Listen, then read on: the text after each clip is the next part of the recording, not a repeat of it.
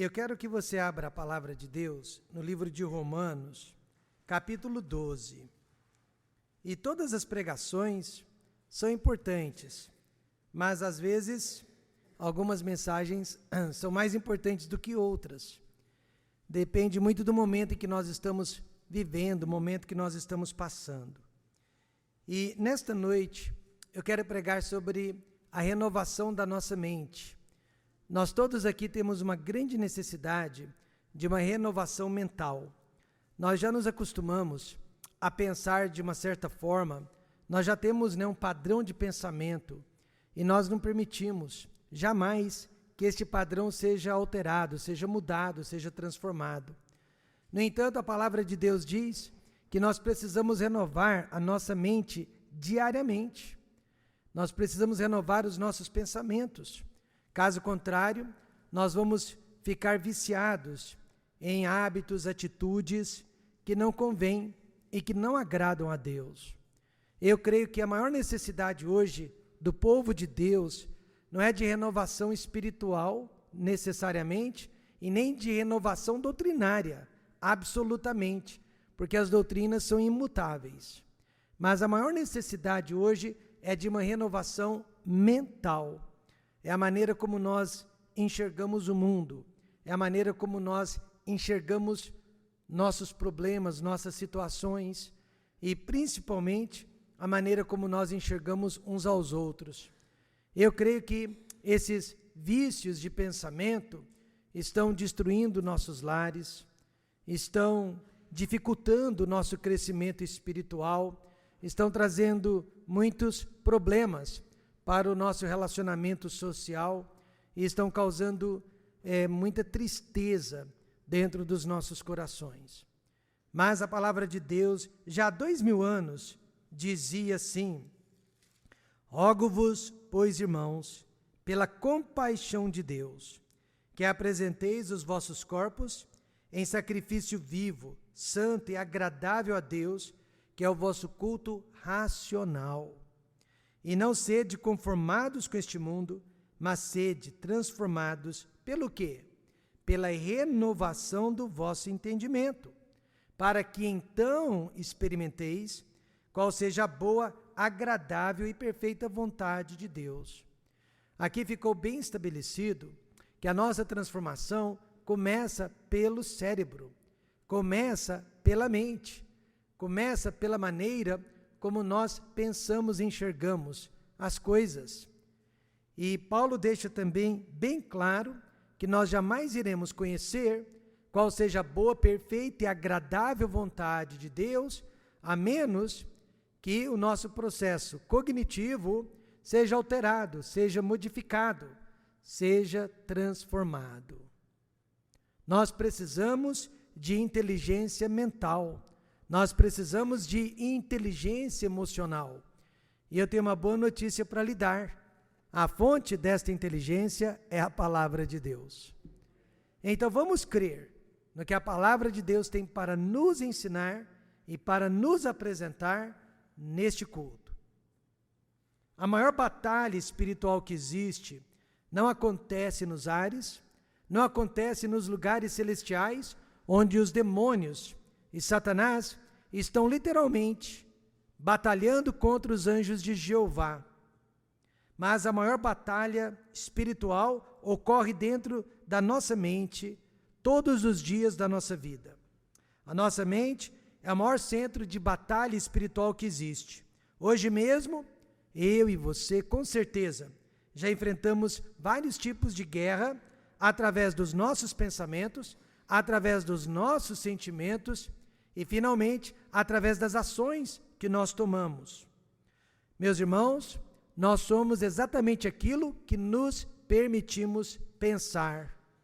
Eu repito, nós somos exatamente aquilo que nos permitimos pensar. Provérbios 23, verso 7 diz: porque como imaginou no seu coração, assim é ele. Nós somos exatamente aquilo que nos permitimos pensar. A história de Romeu e Julieta, quantos conhecem essa história de amor? Trata-se apenas de um conto, mas uma história que ilustra muito bem o que acontece dentro da mente dos seres humanos. Dois jovens que só pensavam um no outro. E a felicidade de um dependia totalmente da felicidade do outro.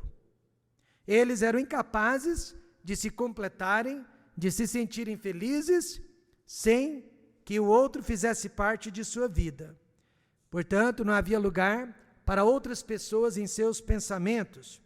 Consequentemente, quando Romeu pensou que Julieta estava morta, porém ela não estava, ele bebeu o veneno e morreu ao lado da esposa. Quando ela acordou e viu o que havia sucedido ao seu amado, ela se suicidou com um punhal em seu próprio peito, por achar que não conseguiria viver sem o amor de sua vida. Apesar de ser uma fábula, Romeu e Julieta ilustra muito bem o que os pensamentos podem fazer com as nossas vidas. A palavra coração, na Bíblia, muitas vezes, simboliza mente, pensamento. E sobre a nossa mente, a palavra de Deus diz em Provérbios 4, 23, sobre tudo que se deve guardar, guarda o teu coração, guarda a tua mente, porque dele procedem as fontes da vida. O apóstolo Paulo nos ensina, irmãos, que a mente não foi feita para ficar vazia, mas sim para ser preenchida, exercitada e controlada por regras morais, sociais e emocionais. Como podemos, eu e você, vencer as batalhas diárias que ocorrem dentro da nossa mente todos os dias? Primeiro, passe a confiar 100% em Deus. Segundo, passe a controlar os seus pensamentos. E terceiro, passe a caçar a vontade perfeita de Deus. Se eu e você conseguirmos confiar 100% em Deus, controlar o que estamos pensando, deixando parar na nossa mente e caçar a vontade de Deus como um tesouro, nós seremos vitoriosos. Primeiro, Paulo ensina que devemos confiar 100% em Deus. Ele diz no versículo 1, rogo-vos. Ele estava implorando, pois, irmãos, pela compaixão de Deus, que apresenteis os vossos corpos em sacrifício vivo, santo e agradável a Deus, que é o vosso culto racional. Guarde bem esta expressão racional, porque ela é muito importante.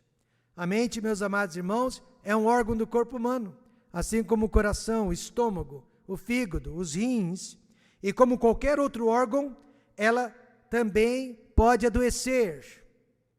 E o melhor tratamento é ainda a prevenção. Quais são os inimigos da mente que precisamos evitar e dos quais precisamos nos prevenir? Primeiro, traumatismo craniano. Nenhum de nós deseja bater a cabeça numa superfície dura, porque nós sabemos que isso pode trazer problemas sérios para a nossa mente. Também não podemos sofrer de asfixia, porque a falta de oxigênio pode causar problemas sérios à nossa mente. Não podemos deixar de dormir, porque a falta de sono causa problemas sérios à nossa mente, ou dormir demais, o que também causa problemas aos nossos pensamentos. Não devemos usar substâncias tóxicas, nem permitir pensamentos tóxicos, nem sentimentos negativos, porque tudo isso faz mal à nossa mente. E, finalmente, não podemos mais acreditar nas mentiras do diabo, porque também fazem mal à nossa mente. Jesus disse em João 8,44, que ele, o diabo, foi homicida desde o princípio. Não se firmou na verdade, porque não há verdade nele. Quando ele profere mentira, fala do que lhe é próprio, porque é mentiroso e pai da mentira. Então, quando se trata da nossa mente, nós precisamos confiar 100% em Deus e duvidar até da nossa própria realidade. Um jovem hipocondríaco cuja mente só pensava em doença e em morte. Procurou um terapeuta para ajudá-lo a vencer aquele toque, transtorno obsessivo compulsivo. Depois de várias sessões, o paciente não apresentou nenhum tipo de melhora. E apesar de incrédulo, apesar de não ser religioso, aquele terapeuta, sem saber mais o que fazer para ajudar o seu paciente, simplesmente disse para ele: viva a sua vida da melhor maneira possível, e seja o que Deus quiser. Seja o que Deus quiser. Exatamente o que o apóstolo Paulo está nos ensinando nesta passagem. Seja o que Deus quiser. O sacrifício era colocado sobre o altar do propiciatório, morto. Portanto, não apresentava nenhum tipo de resistência. E uma vez sobre aquele altar, o sacerdote podia fazer o que bem desejasse com ele. E o que geralmente, invariavelmente, o sacerdote fazia com aquele sacrifício? Oferecia-o a Deus. Paulo não tinha tempo para sentir medo da morte, porque ele já estava doente, já estava morto por Jesus Cristo há muito tempo. Ele disse em Atos 20, verso 24, mas em nada tenho a minha vida por preciosa, contanto que cumpra com alegria a minha carreira e o ministério que recebi do Senhor Jesus para dar testemunho da graça de Deus. Ele não tinha tempo para se preocupar. Minha esposa, com muito medo de certa situação, foi para a frente do espelho e falou consigo mesma, em alta voz, que ela não precisava sentir medo. Medo vem do diabo, medo não vem de Deus.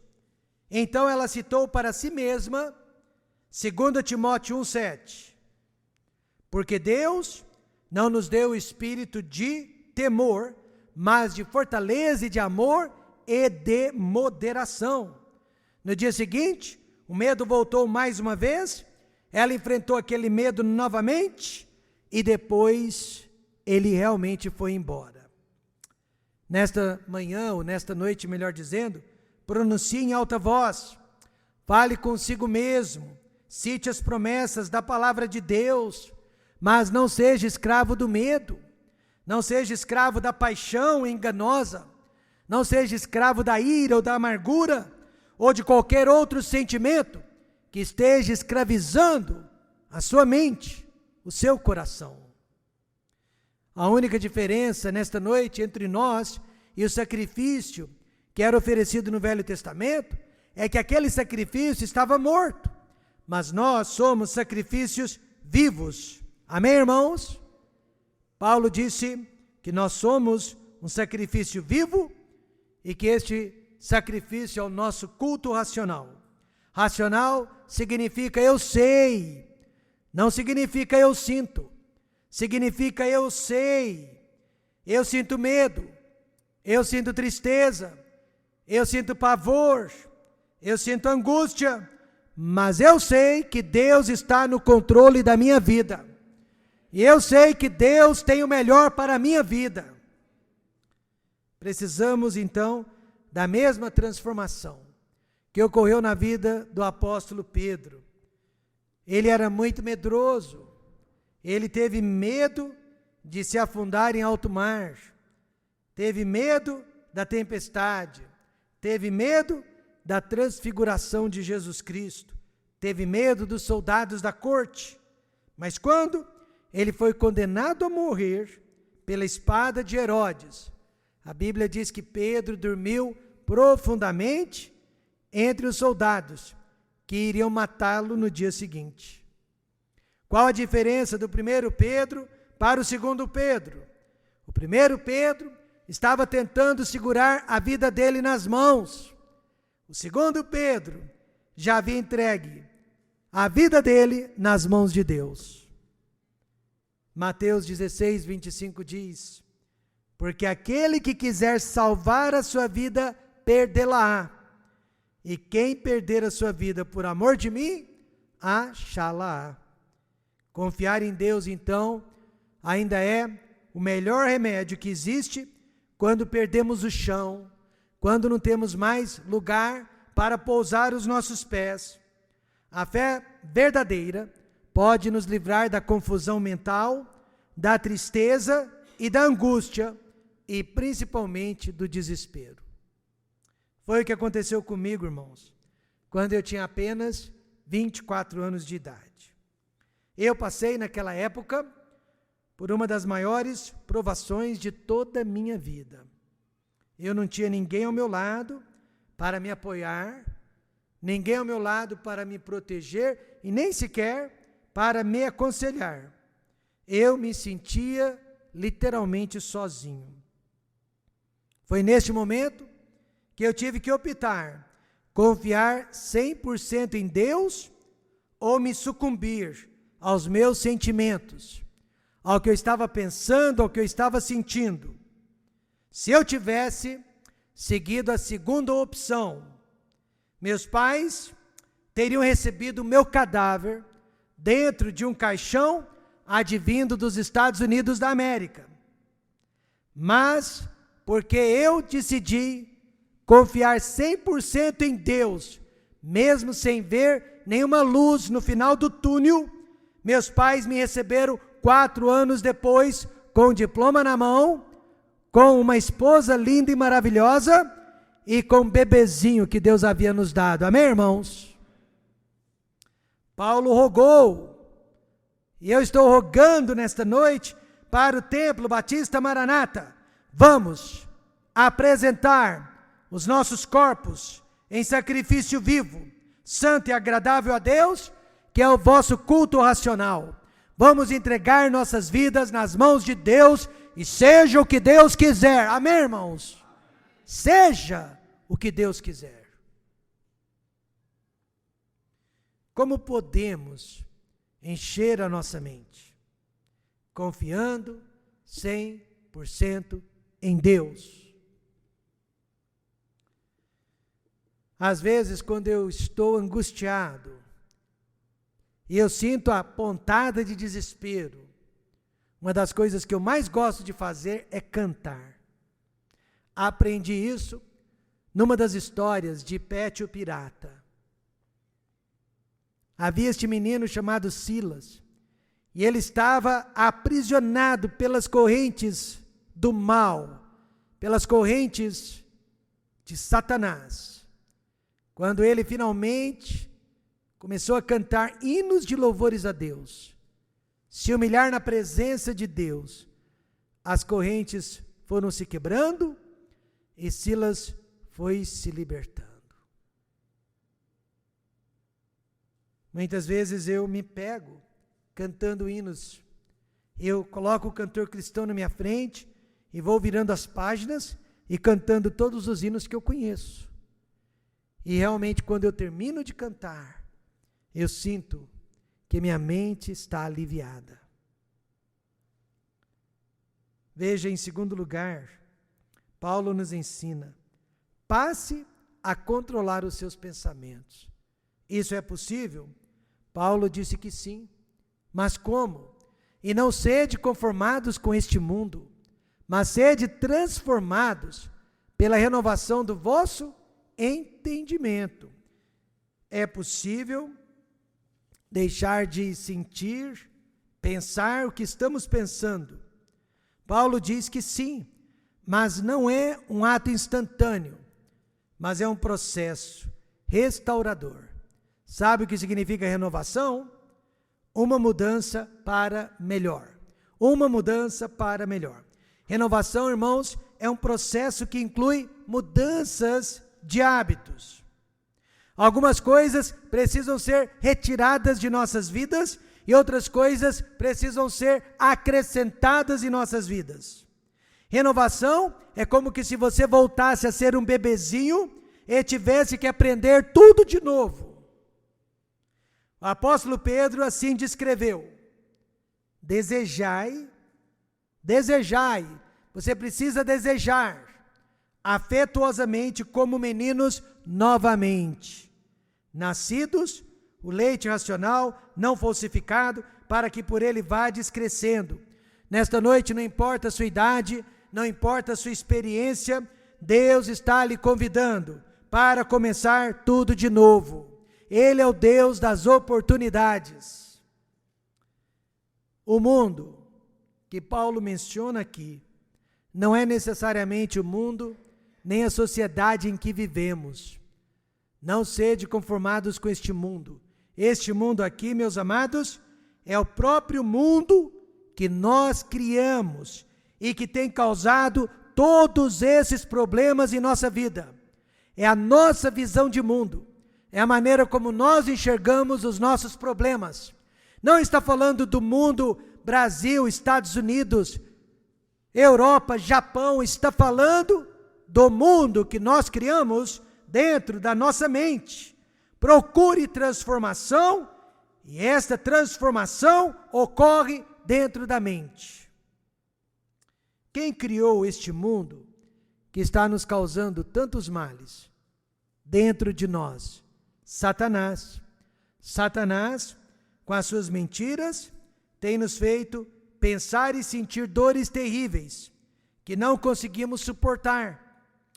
Pode ser por causa de um namorado ou de uma namorada, pode ser por causa de um marido ou de uma esposa, pode ser por causa de um filho ou de uma filha, pode ser por causa de emprego ou desemprego, pode ser por causa de amizades ou falta de amizades, mas é um mundo criado por Satanás dentro de nós.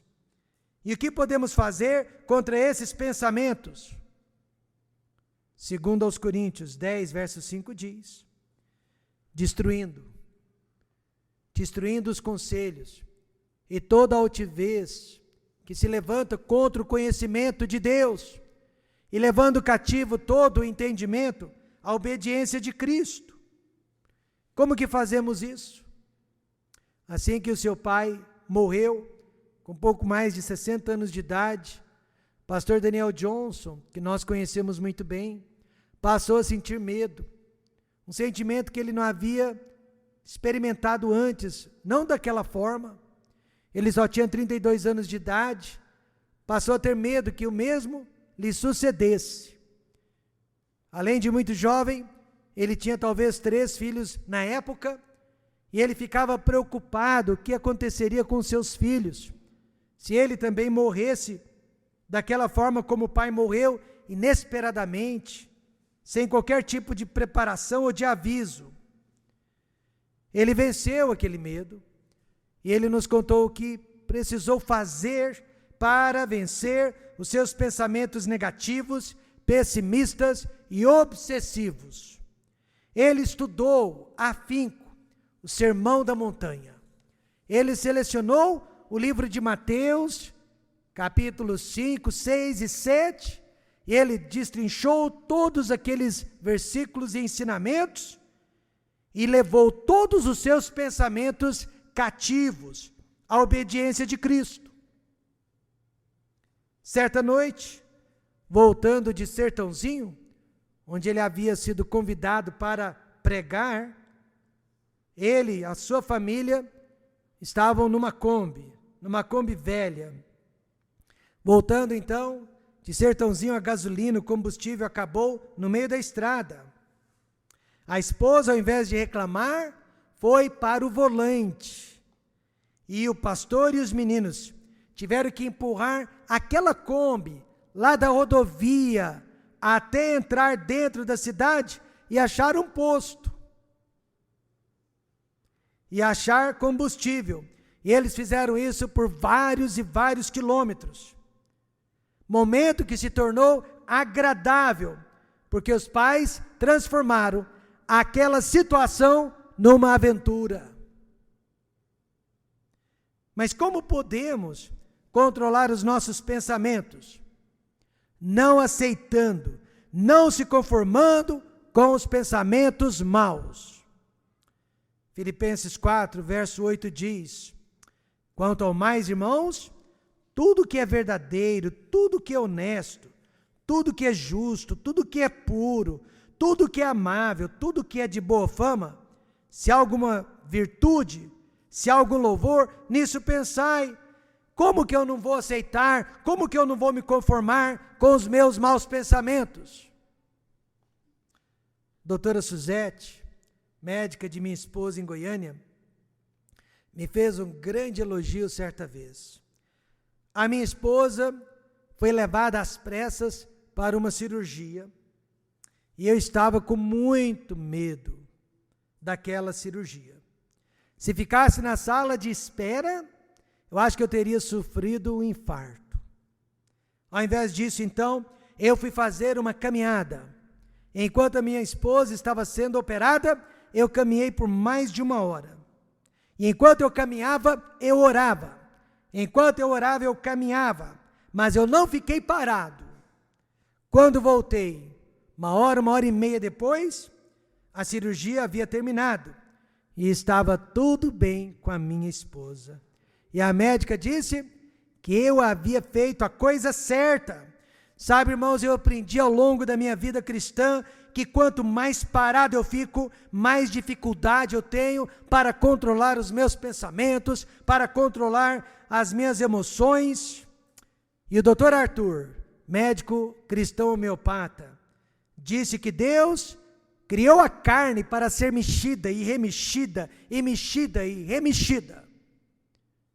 O ser humano tem que se movimentar, senão os hormônios e neurônios não irão trabalhar corretamente. Uma senhora que já atravessou a fase da menopausa, descobriu uma grande verdade, enquanto passava, por esse período de turbulência. E eu sinto pena das irmãs que estão entrando na menopausa, que estão na menopausa, é algo que não dá para esconder, Você repara as irmãs abanando, mesmo com o ar-condicionado ligado. É uma fase muito difícil. Mas esta senhora disse, eu estou citando literalmente o que ela disse: foi maravilhoso quando eu descobri que não sou obrigada a pensar nos pensamentos que vêm à minha mente, mas eu sou livre para pensar no que eu quero e na hora que eu quero. Ela disse também que para cada pensamento negativo que vinha, ela citava uma promessa positiva da palavra de Deus em voz alta.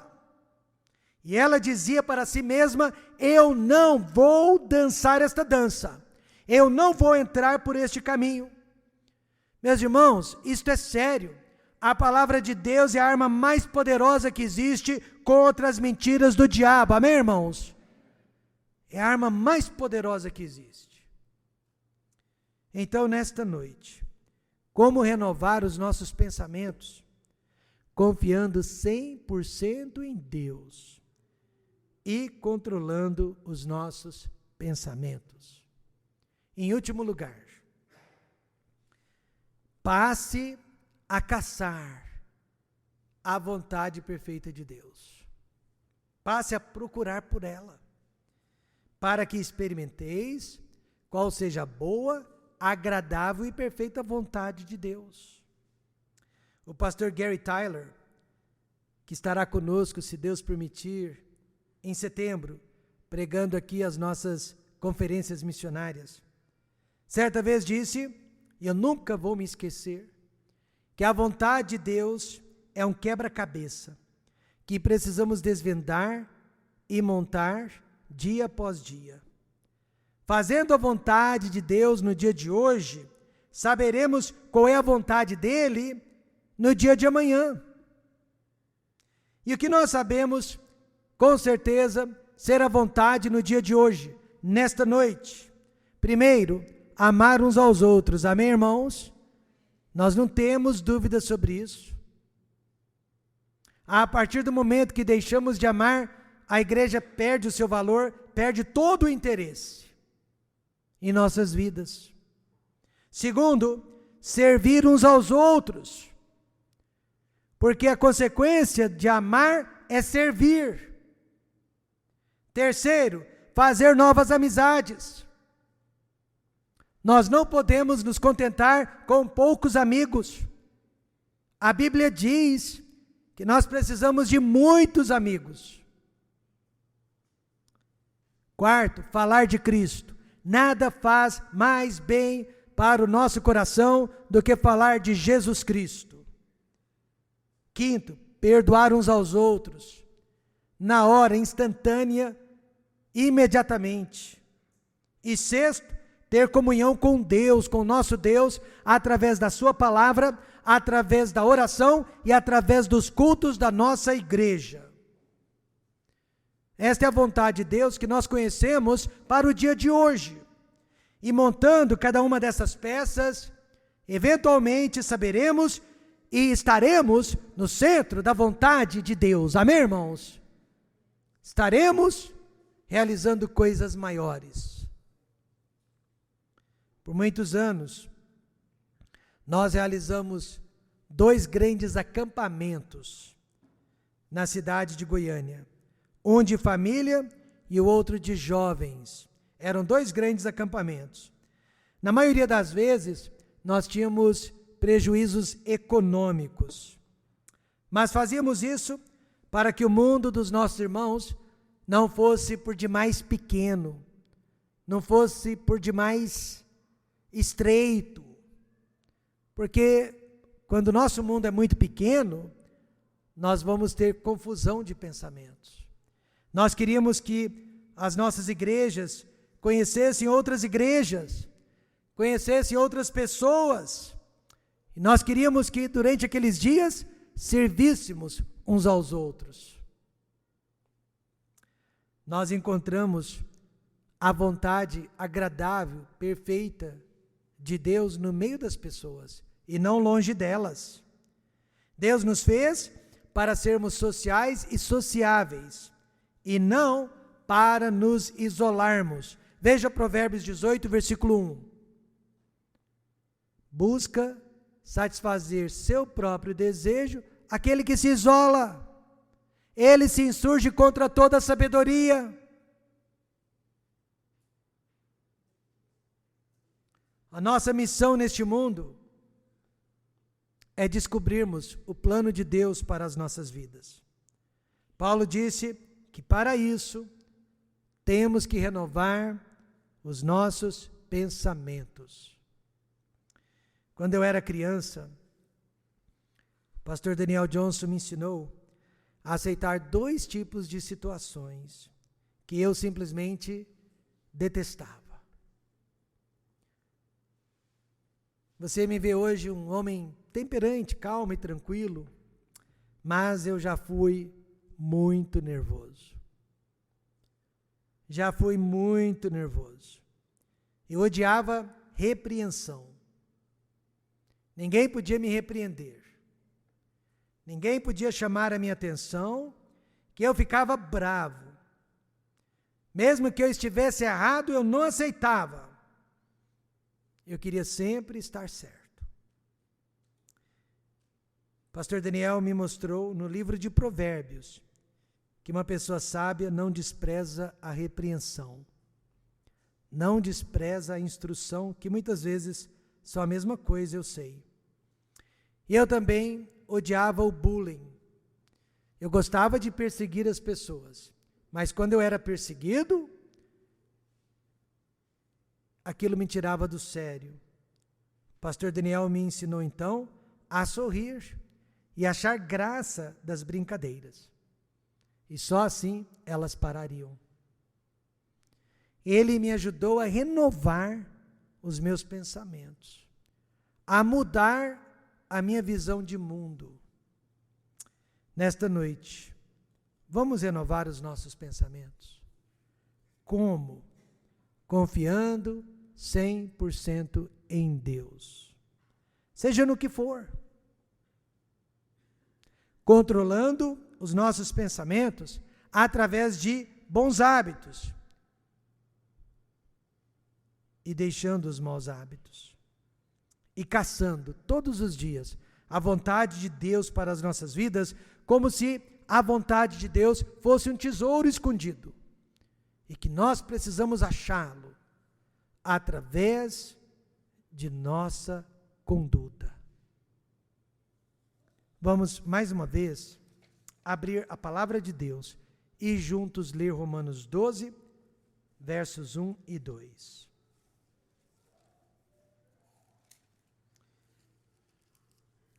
Nos coloquemos em pé. Romanos 12, versos 1 e 2. Todos juntos numa só voz? Rogo-vos, pois, irmãos, pela compaixão de Deus, que apresenteis os vossos corpos em sacrifício vivo, santo e agradável a Deus, que é o vosso culto racional. E não sede conformados com este mundo, mas sede transformados pela renovação do vosso entendimento, para que experimenteis qual seja a boa, agradável e perfeita vontade de Deus. Vamos todos juntos dizer isso. Seja o que Deus quiser. Todos juntos. Seja o que Deus quiser. Amém.